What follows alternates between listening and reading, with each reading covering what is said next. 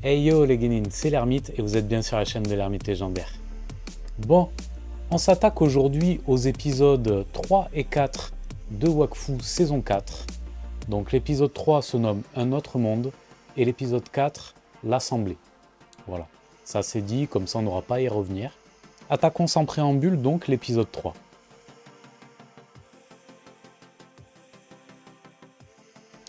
Donc on retrouve un Yugo qui découvre un petit peu plus les pouvoirs de sa mère, la déesse Héliatrope.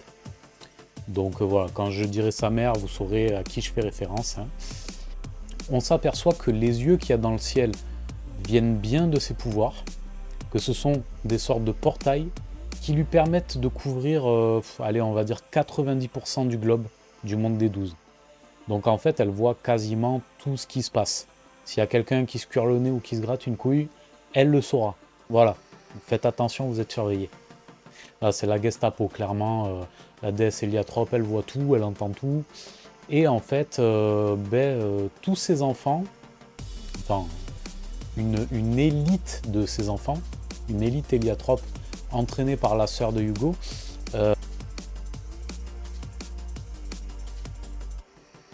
en fait, va intervenir dans le monde des 12 pour prévenir chaque danger, chaque catastrophe. Ils vont venir aider les gens. Le problème de ça, la limite, c'est que on a affaire à une sorte de milice quelque part. Donc, petit à petit, même si ça part d'une bonne intention, ça va tendre vers un régime totalitaire. Ouais, c'est pas faux. Donc ça va pas plaire. Clairement, c'est la grosse limite du truc. Mais bon, les intentions étaient louables, hein, de base. La sœur de Yugo, j'ai mangé son nom une fois encore, mais du coup elle va intervenir avec Adamai. Et Adamai va, je sais pas, son instinct va lui dicter que quelque chose cloche.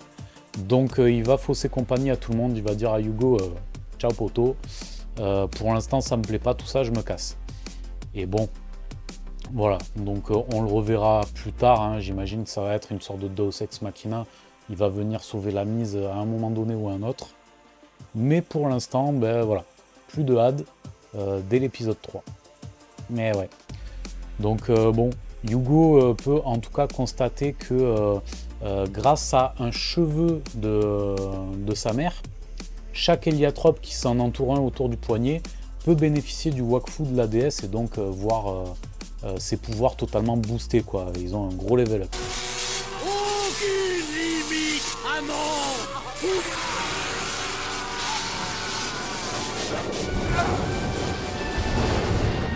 On va switcher sur une nouvelle scène avec Amalia qui revient en terre Sadida.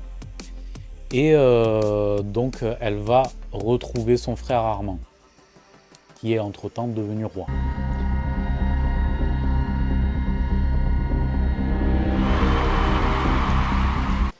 Et ça, elle le sait pas, elle, la pauvre. Et ouais, elle est partie en laissant son père malade sur son lit de mort. Et en fait, elle lui dit « Oui, je veux voir papa ». Et cette espèce de couillon, au lieu de lui dire simplement ce qu'il en est, comme un grand frère normal, quoi. Ils ont toujours eu des rapports compliqués, les deux. D'ailleurs, sur l'épisode 4, il y a une scène très touchante entre les deux. Il me semble que c'est dans l'épisode 4. Mais toujours est-il que ce grand dadé lui dit simplement si tu veux voir papa, il est dans le jardin, près de la tombe de notre mère, ou un truc comme ça, il lui sort. Et donc, elle, toute contente, ah, il est sorti de son lit. Ouais, il est sorti, oui. Donc voilà, elle va forcément tomber de haut, la pauvre. Et Yugo voit tout ça à travers les portails de sa mère, à travers les yeux. Et donc, forcément, elle se dit, ouais, je veux y aller, elle a besoin de moi. Sa mère a beau lui dire, non, je pense qu'elle a besoin d'être seule, là, surtout. Il dit, non, elle a besoin de moi, faut que j'y aille. Et bon, Yugo se prend un petit peu la tête avec Killby. Ils se cherchent, les deux, en fait. Yugo a toujours beaucoup de rancœur envers Killby aussi, d'une certaine manière. Je ne sais pas quoi dire. Je ne vous connais pas. Lui, par contre...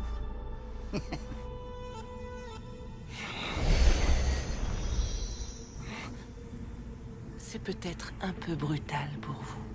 Nous avons tant de choses à nous raconter, les enfants. Plusieurs vies, mère. Et il faut que je vous raconte ce que Yugo m'a fait dans la dernière. Cesse donc, Killby. Tu vois bien que tu mets ton frère mal à l'aise. Ah, Et en fait, Kilby, c'est la dimension blanche qui l'a en partie rendu plus fou que ce qu'il n'était. Voilà. Et ça, il digère pas et il le fait savoir à Hugo. Les deux se prennent le chou et Hugo tombe épuisé en fait. Je vous en dirai un petit peu plus à ce sujet. On va re-switcher de scène pour retrouver Pimpin et sa famille. Donc quand je dis sa famille, c'est vraiment toute la clique. Il y a Flopin, Eneli, Amalia, qu'est-ce que je dis Amalia, Évangéline, pardon, Eva, et Goultar. Donc voilà, Goultar, c'est très particulier hein, parce que c'est à la fois le maître de Pimpin et son fils. Donc ouais, c'est très tordu, mais bon. Et donc il retourne donc à la maison de Pimpin dans l'objectif de la reconstruire. Sauf que à leur grande surprise, elle est déjà reconstruite. Et donc à l'intérieur, il retrouve Pou, je crois, il s'appelle, une espèce de gros panda, un gros pandawa. Et en fait, c'était le premier ennemi envoyé par la confrérie de repos, par la fratrie. Ils le retrouvent dans leur maison, comme ça, tranquille, en train de faire la popote, normal. Plus il leur dit oh, moi je suis un grand fan et tout de Sir Tristepin et de sa famille. Il leur a fait une peinture, il leur a sculpté des petites statuettes à leur effigie. Enfin, c'est un barré le mec. Et bon, tu vois Pimpin, Eneli et tout, ils sont chauds pour faire un round tout quoi. Ils veulent se friter avec lui, lui mettre un gros coup de tête et tout. Mais bon, ils se laissent un peu embobiner finalement et on les retrouve en train de bouffer. Voilà, bon. Ça donne lieu à des scènes assez cocasses, c'est assez drôle. J'ai bien aimé, l'épisode était sympathique. Donc on fait un petit peu le tour de chaque membre, hein, et là on va se pencher désormais sur Ruel, qui à la fin de l'épisode 2 se faisait assommer par Harpagon. Voilà, Harpagon qui ne digère pas le fait que Ruel lui ait préféré sa fortune à une vie où ils auraient pu construire une famille, parce qu'elle n'est plus en âge d'avoir des enfants désormais. Et donc, elle est partie en lui laissant un simple mot, en lui disant en gros, je vais te donner une leçon, on se retrouvera lorsque j'aurai distribué toute ta fortune aux pauvres. Donc j'aime autant vous dire que là, Chasser le naturel, il revient au galop, et Ruel, il est vénère. Oh, il est vénère. Ah ouais. Très très très vénère. Et on reviendra sur Ruel dans l'épisode 4. Ça va re-switcher à nouveau sur Hugo, donc on revient au fait que après cette chamaille avec Kilby, Hugo a, on va dire, la tête qui lui tourne et il commence à s'effondrer. Il va se ressourcer dans la chevelure de sa mère. C'est vraiment une chevelure, c'est une toile d'araignée immense dans laquelle il y a énormément d'héliotropes qui sont, on va dire, en stase. Et donc Hugo rentre en stase. Et pour longtemps, pour peu de temps. En tout cas, est-ce que c'est un moyen de mettre Hugo de côté pour quelques épisodes? Est-ce qu'il va être prisonnier de cette stase? C'est les questions que je me suis posées à ce moment-là. On aura quelques réponses dans l'épisode 4. Toujours est-il que nous re-switchons donc une ultime fois sur celui qui semble être le futur méchant de la saison. Et en fait, lui aussi, même chose, on apprend son blaze à un moment donné. Malagan, je sais plus. Un truc dans ce genre-là, c'est pas très important pour l'instant. On le réentendra, je le réécouterai, on le ressortira. Il va faire parler de lui, c'est clair et net. En fait, le mec, on le voit, lorsque Ruel se barre, il le croise. Et l'autre lui dit, oui, bien le bonjour, Sir Stroud, ou je sais pas quoi. Et Ruel, il dit, ouais, on se connaît et tout. Et l'autre a disparu, bien entendu. Il dit, oh, ma renommée me précède. Alors c'est très étrange ce passage. Parce que ce mec semble connaître Ruel. Plus de ça, il est aveugle. Il arrive à repérer Ruel. Donc il doit ressentir des énergies, des choses comme ça. On dirait qu'il a toujours un coup d'avance, comme s'il était un peu omniscient, ce type. Il est très très très mystérieux, très mystique, très habité.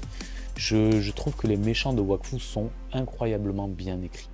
C'est fantastique. Quand on voit Noxymilien, quand on voit Kilby, quand on voit Oropo, putain, c'est vraiment, c'est des masterclass sur masterclass. Je trouve ça incroyable. Et donc pour en revenir donc à ce fameux mystérieux bonhomme. Il va retrouver un mystérieux collectionneur qui a conservé son arme d'autrefois, qui est un arc d'or. Et c'est une arme qui a un gros passif. Parce que visiblement, avec, le gars, c'était un mercenaire, une sorte de tueur à gages, et il a enchaîné contrat sur contrat pour tuer vraiment des pontes, quoi, des souverains et tout. Donc, ouais, c'est pas n'importe qui, ce gars. A priori, il était à la retraite. A priori, avec des gros guillemets. Et là, il nous apprend qu'il a un nouveau contrat. Et donc, il est sorti de sa retraite, il récupère son arc. Et en fait, à le voir de plus près, moi, j'ai tilté quand j'ai vu son arc, en fait. Et je me suis dit, mais ce mec, c'est un Kra, en fait. Il est de la même espèce que Evangeline. Parce qu'il a les oreilles pointues, comme un elfe, un peu, là, comme les Kra. Et son arme de prédilection, c'est un arc, comme les guerriers Kra. Donc ouais, je pense qu'il y a peut-être moyen que Eva le connaisse, hein, de près ou de loin. Est-ce que ce serait pas son grand-père ou un parent éloigné, quelque chose comme ça? Ça pourrait être intéressant de relier les personnages, je sais pas. D'autant plus que dans l'épisode 4, on va voir quelque chose d'intéressant à ce sujet. Mais voilà, le mec en tout cas, il a un contrat. Sur qui est sa cible? Je suis curieux de le savoir.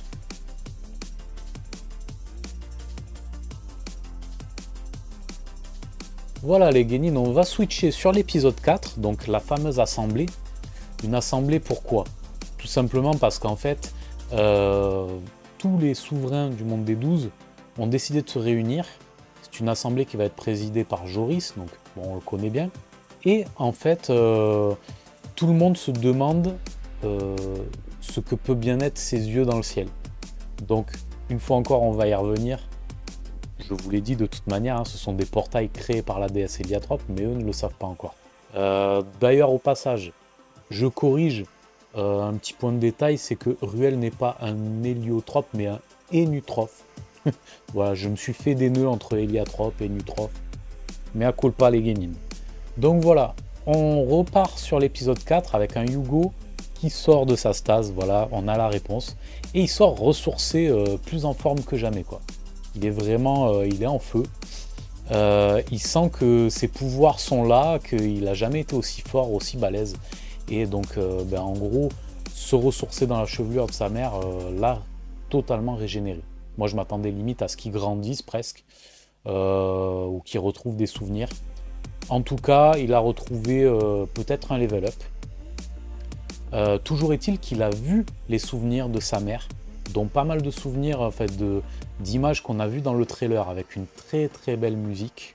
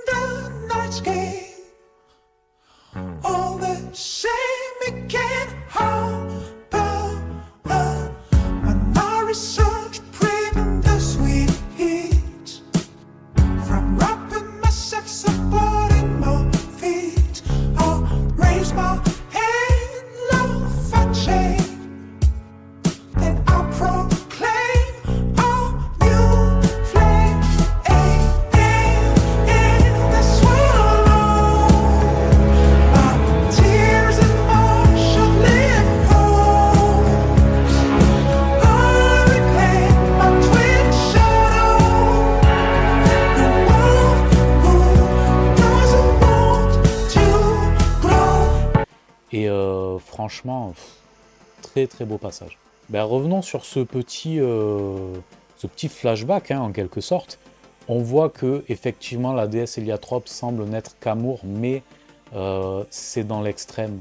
Parce que pour le bien de ses enfants, a priori, elle se serait peut-être accaparée une planète qui est devenue la planète des Héliatropes. Donc ça n'a pas plu aux autres dieux, a priori, qui ont décidé de la bannir et de l'enfermer dans une sorte de royaume souterrain. Il y a une espèce de divinité qui a l'air un petit peu obscure, un petit peu malsaine,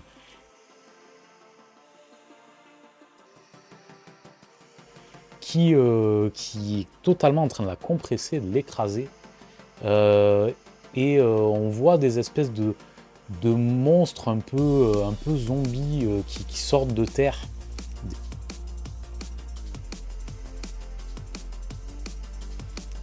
Ouais, c'est très bizarre. Ça fait penser un petit peu au monde des chouchous, mais bon, on n'en est pas là. Et en fait, a priori, on voit une sorte d'étoile filante ou de comète qui se dirige vers elle. J'imagine que c'est un héliatrope. Qui est-ce? En tout cas, c'est quelqu'un qui a dû la sauver. La sœur de Hugo, d'ailleurs, lui a dit qu'elle avait cherché leur mère pendant très longtemps et qu'elle n'avait pas atterri dans le monde des 12, mais sur une autre planète. Ça aussi, je suis très curieux d'en savoir davantage à ce sujet. D'ailleurs, je vous ai dit que les héliatropes fonctionnaient par paire avec un dragon. Eh ben, le dragon de cette dernière semble avoir une dent contre Hugo. Il lui dit en gros, ne te laisse pas attendrir par tes sentiments pour notre frère. En gros, style, il a fait ça ou je sais pas quoi. On doit lui en vouloir, quoi. N'oublie pas. Je sais pas. Il y a vraiment beaucoup de mystères autour de tout ça. Et comme je vous ai dit, j'ai très hâte d'en savoir plus. Donc on switch sur l'assemblée. Et je vais vous la faire courte, hein. En gros, ça part en cacahuète. Ça part vraiment en sucette. Hugo débarque à travers le portail. Il a pris fait et cause pour sa mère. Dans sa tête, c'est vraiment, elle veut que le bien de tout le monde. Il s'est laissé endoctriner totalement. D'où peut-être la vision qu'il a eue dans l'épisode 1 avec Oropo, qui lui disait « tu vas encore faire des conneries ». Ben là, on y va tout droit. Hein. Je pense qu'il prend le parti de sa mère et peut-être qu'il ne devrait pas. Donc en fait, Hugo va annoncer la déesse va arriver, ça va partir en cacahuète parce que la reine de Bonta va en gros provoquer la déesse qui va partir en larmes du coup finalement, pour ne pas s'aliéner tout le monde. Mais bon, elle en pense pas moins quoi. On sent que ça l'a un peu énervé, elle a préféré, enfin elle a chialé de nerfs quoi, mais bon. Et Hugo du coup est parti dégoûté, sous le regard un petit peu maussade de Amalia. Voilà, bon. Ambiance. Mais bon, la déesse a quand même lâché quelque chose d'intéressant, c'est que elle veut faire du monde des 12 une utopie, sans maladie, sans méchant, entre guillemets, pour que ces enfants héliatropes puissent s'y installer et vivre, cohabiter avec les gens qui vivent déjà dans le monde des 12. Donc ouais, ça va poser un petit problème. Parce que eux, ils tiennent à leur indépendance. Accueillir des gens, c'est une chose, mais vivre sous les dogmes de la déesse, j'ai pas l'impression qu'ils en vivent. Donc ça va partir un peu en sucette tout ça. On va conclure en disant que voilà, Ruel part récupérer Kamasutar, son familier, son animal de compagnie qui ressemble un peu à un phacochère, mais qui peut flairer n'importe quelle piste. Il part le récupérer parce qu'il avait laissé chez Pimpin, avant l'histoire avec la fratrie. Et au final, sur son chemin, donc il flaire la piste d'Harpagon une fois qu'il a récupéré, donc il se barre. Mais sur son chemin, il croise le fameux aveugle. Et ce fameux aveugle semble se diriger chez Pimpin et Eva. D'où ce que je vous disais dans l'épisode précédent, est-ce qu'il n'y a pas un lien avec Evangeline? Donc voilà, est-ce que ça n'aurait pas été peut-être son maître, quelque chose comme ça? Ça, on le saura plus tard, j'imagine. Mais ça promet de la grosse baston. Voilà. Et je le redis une fois encore, qui est sa cible? Vu qu'il a un contrat, trop de mystères. Franchement, il y a tellement d'idées qui fusent dans ma tête. Je me dis, purée, mais vivement vendredi prochain. Et ça fait plaisir de se retrouver à nouveau hypé par un animé. Franchement, je suis tellement content. Il est content. Vraiment trop hâte. Voilà. 2 épisodes pour conclure. Une fois encore, masterclass. C'était de la pure régalade. Ruel est ultra vénère, ça va chier pour Harpagon. On va voir dans les prochains épisodes les guénines. Moi vraiment, je veux voir ce que Ruel va faire. Je veux en savoir plus sur les héliatropes et leurs projets. Et je veux en savoir plus sur le fameux aveugle et toute la clique de Pimpin. Allez, c'est tout pour aujourd'hui les guénines. N'oubliez pas, on a migré sur une nouvelle chaîne. Donc ça s'appelle toujours l'Ermite Légendaire, vous ne pouvez pas vous tromper. Mais c'est là-bas que vous aurez les nouvelles vidéos. Je compte sur vous pour liker, soutenez la chaîne pour qu'on se relance. Relançons notre légende. Soyez curieux. Je compte sur vous pour vous abonner, liker, partager. Parlez-en autour de vous. Diffusez la parole de l'ermite. Voilà. Quoi vous dire de plus que à la prochaine. Ciao.